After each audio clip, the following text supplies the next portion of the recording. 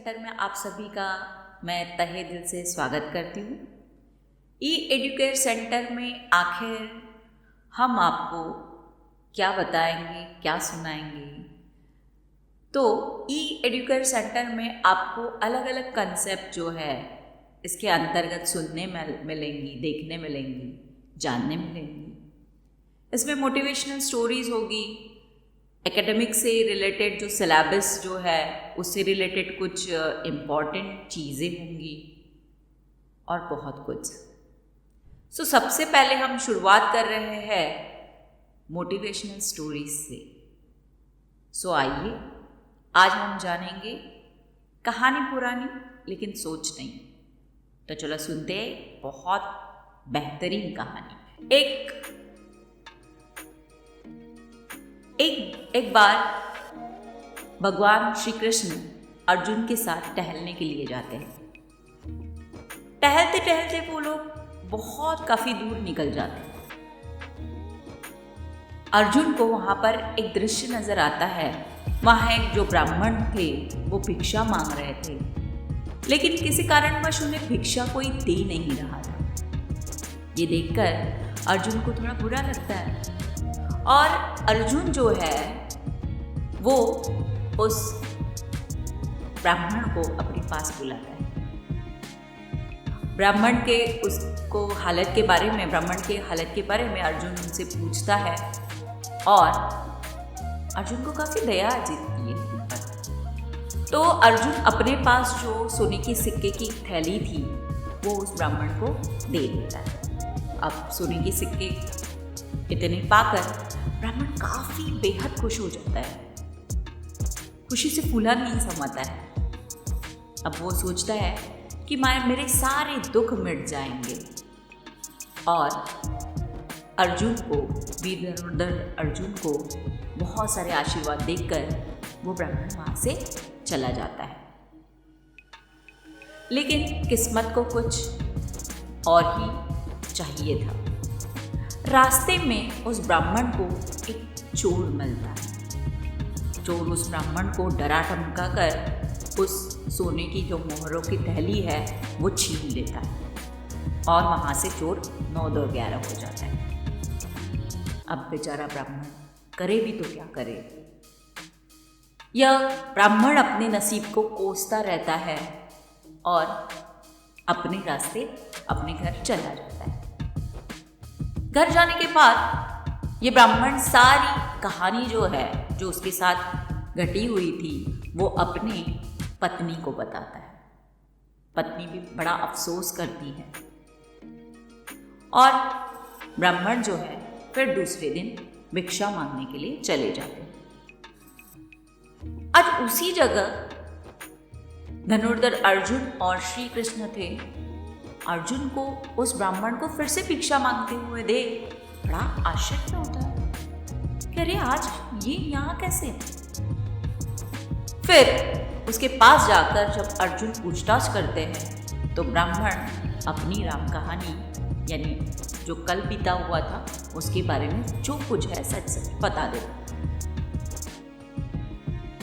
ब्राह्मण के साथ जो कुछ हुआ वो सही नहीं हुआ।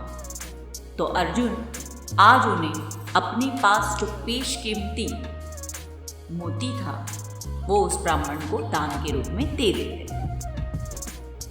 उस मोती को पाकर ब्राह्मण बेहद खुश हो जाते हैं। ब्राह्मण अर्जुन से कहते हैं, हे वीर धनुर्धर, आप काफी दयालु हो, भगवान आपका भला करे। और इतना कहकर वो ब्राह्मण अपने घर चला जाता है। ब्राह्मण जैसे ही घर पहुंचता है देखता है ये खुशी की बात जो है सबसे पहले अपनी पत्नी को उसे बतानी थी, लेकिन पत्नी जो है पानी भरने के लिए नदी किनारे चली गई थी। ब्राह्मण काफी थके हुए थे, लेकिन इसी सोच में थे कि इस नायाब कीमती मोती को कहाँ छुपाए ताकि कोई चोर उसे चोरी न कर पाए। अब उन्हें बाकी कुछ नजर नहीं आता, लेकिन वहां पर एक पुराना घड़ा रखा होता है जिसे हम मटका कहते हैं। पानी का जो घड़ा होता है, पुराना घड़ा, उसमें उस मोती को वो रख देते हैं।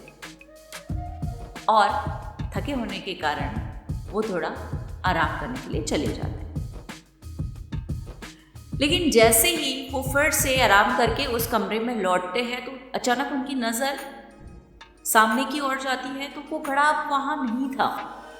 दरअसल होता यूँ है कि उनकी पत्नी जो वहाँ पानी भरने के लिए गई हुई थी नदी पर, तो उनका जो मटका था वो रास्ते में फूट गया था।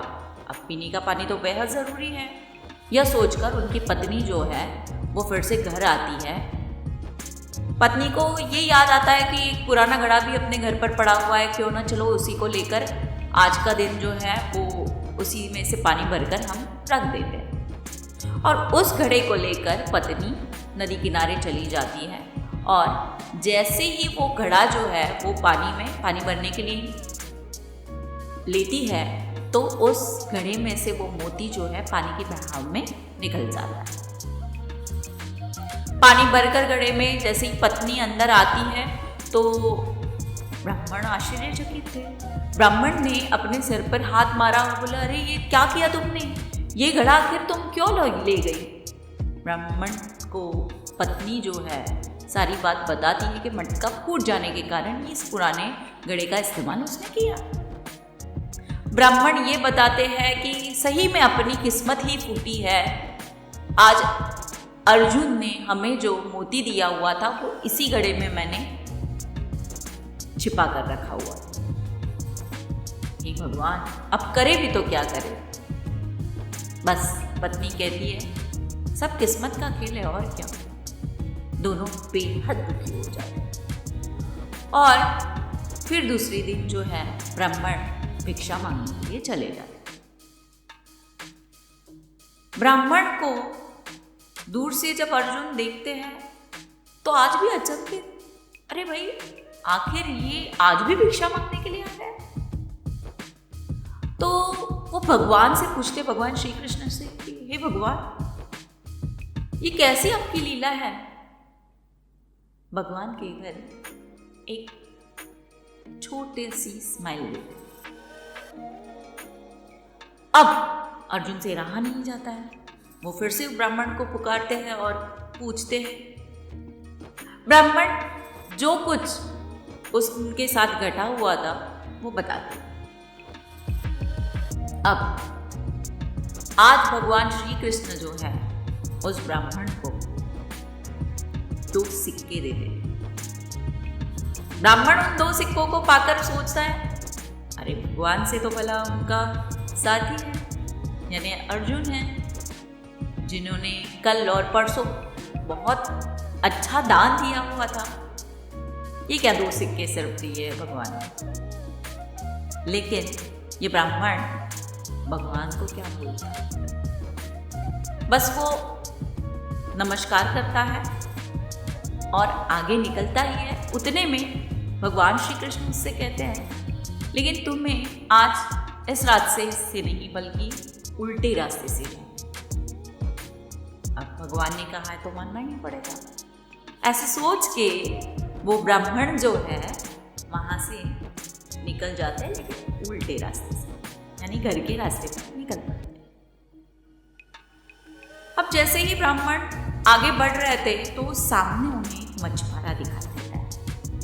ये जो मछुआरा था ना, उसके जाल में केवल एक ही मछली फंसी हुई थी, सुनहरे रंग की बड़ी खूबसूरत सी मछली, नन्ही सी मछली।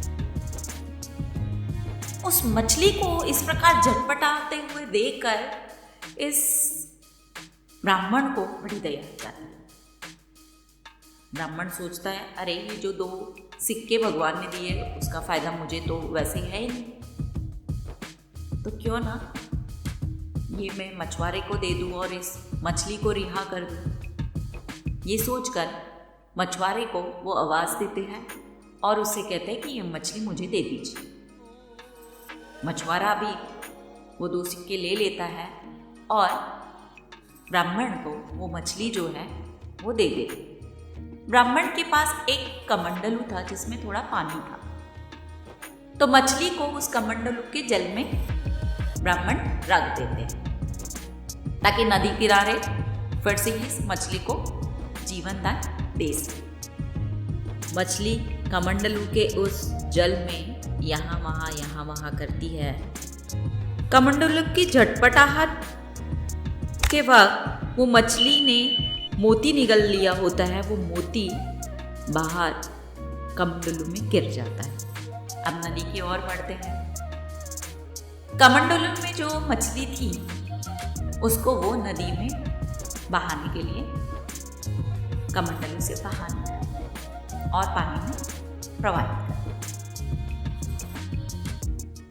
अब ब्राह्मण की नजर उस कमंडलू के अंदर पड़ती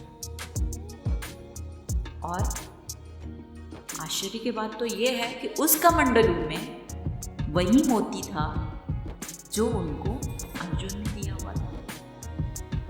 देखिए, उस मोती को पाकर ब्राह्मण जो है जोर जोर से चिल्लाने लगते हैं, मिल गया मिल गया, ये वही है वही है। और उसी जगह पर वो जो चोर था जिसने सोने के सिक्के चुराए हुए थे, इनसे धमका कर ले लिए थे, वही चोर वहां पर उपस्थित था। ब्राह्मण ऐसे चिल्ला रहा है, ये देखकर चोर डर जाता है और वो सोचता है कहीं ये मुझे सजा न दिलवाए।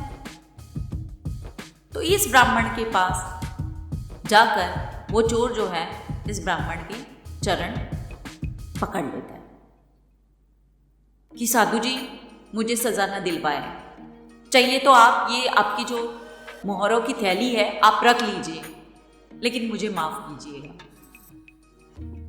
और वो थैली, मोहरों की थैली जो है, सोने की सिक्कों की थैली, वो फिर से ब्राह्मण के पास आ जाती है। चोर वहां से 9 11 हो जाता है। यानी एक हाथ में वही सोने की मोहरें थी और दूसरे हाथ में वो मोती था। अर्जुन भगवान से पूछते हैं, ईश्वर ये क्या माया है, आपकी लीला अपरंपार है। 2 दिन मैंने इसकी मदद की ब्राह्मण की, लेकिन कोई बदलाव नहीं आया।